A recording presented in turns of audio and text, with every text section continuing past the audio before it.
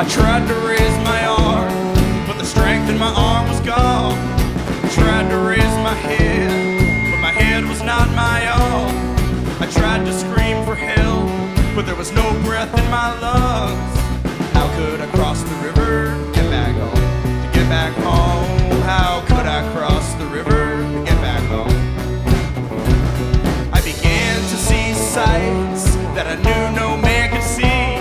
I began to feel the fire and knew that the fire was inside of me.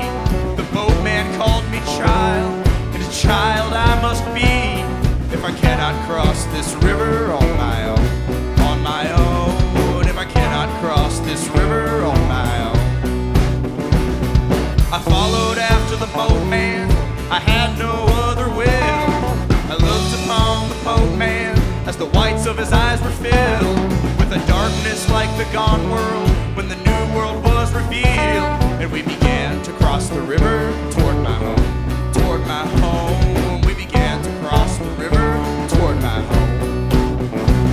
The boatman took up oars and the vessel began to move. The boatman rowed in silence and the waves of the river were soothed.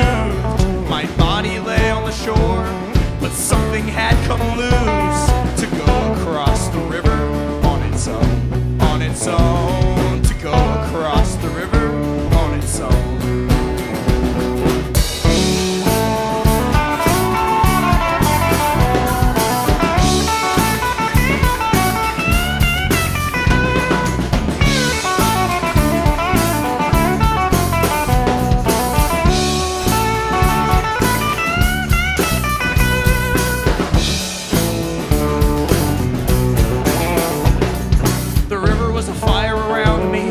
The boatman cut his way.